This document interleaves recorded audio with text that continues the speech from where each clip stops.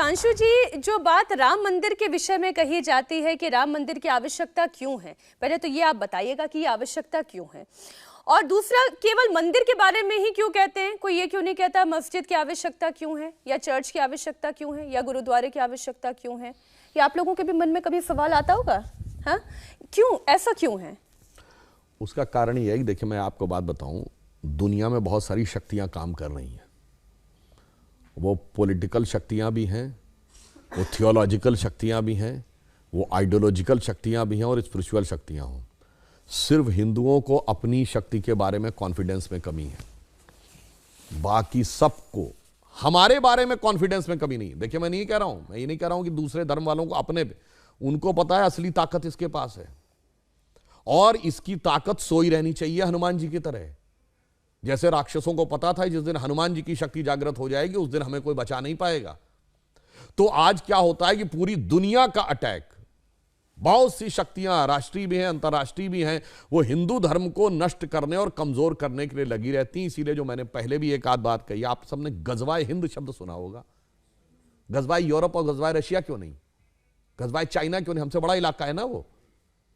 काहे भाई, इंडिया में कितना लैंड मास है? 2.4% ऑफ द एंटायर वर्ल्ड।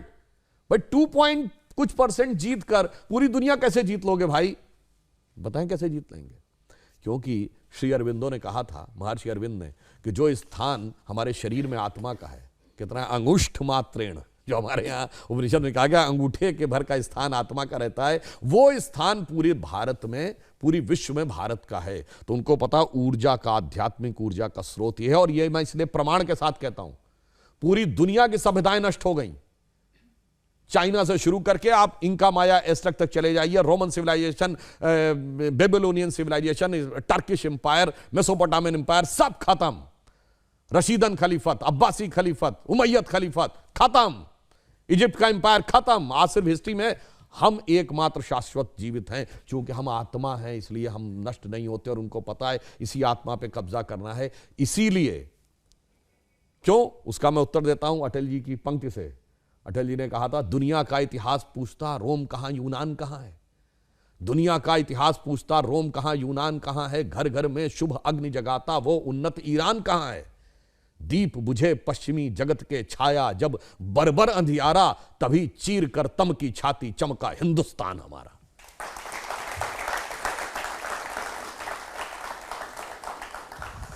और इसीलिए मैं आपको एक और बात बताऊं, इसलिए भी मैं उनकी भी गलती नहीं मानता हूं।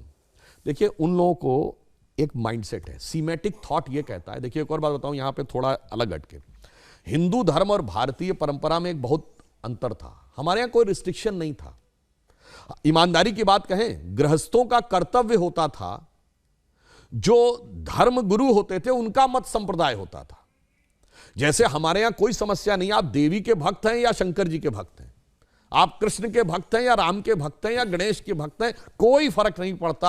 आप जहां आपकी जिज्ञासा शांत हो चले जाइए। इसलिए आप द्वैत को माने, अद्वैत को माने, विशिष्टाद्वैत को माने, द्वैताद्वैत को माने, कोई फर्क नहीं पड़ता। इसीलिए हमारे जो धर्म है, यानी जो भारत से उत्पन्न हुए हिंदू फैमिली के धर्म, आप मंदिर में जाइए या बौद्ध मठ में जाइए या गुरुद्वारे में जाइए या जैन मंदिर में जाइए, कोई फर्क नहीं पड़ता, क्योंकि जहां से ज्ञान मिलता वहां चले जाइए। इसीलिए हिंदू मजार पे भी चला जाए तो कोई फर्क नहीं पड़ता, चर्च में भी वो चला जाता है तो कोई आपत्ति नहीं करता। पर सीमेटिक रिलीजन्स में प्रॉब्लम है। अगर आप चर्च में जाते हैं तो आप मस्जिद नहीं जा सकते। आप मस्जिद में जाते हैं तो you are not allowed to go in the church. और जब वो उस नजरिए से देखते हैं तो उनको बहुत सारी समस्याएं नजर आती हैं कि अरे ये तो अलग अलग है। अरे अलग नहीं है भाई, ये धरती है, धरती पे बहुत सारे पंथ हैं, आप पंथ हो, इसलिए आपको नजर आता है एक single line, single agenda, single book, single God and single way of worship. इसलिए अंतर है। तो सीमेटिक थॉट की वजह से प्रॉब्लम है। मैंने कहा ना, ये सब सीमेटिक थॉट के, आज जो प्रधानमंत्री जी ने कहा ना कि अमृत काल में अमृत निकलने से पहले विष निकलना पड़ेगा ना, तो वो उससे पहले जरूरी है। इसीलिए इन लोगों के लिए मैं एक पंक्ति कहना चाहता हूं कि अपने वतन पर सदियों तक है रही हुकूमत गैरों की, लेकिन कुछ चेहरों पर अब तक धूल है उनके पैरों की।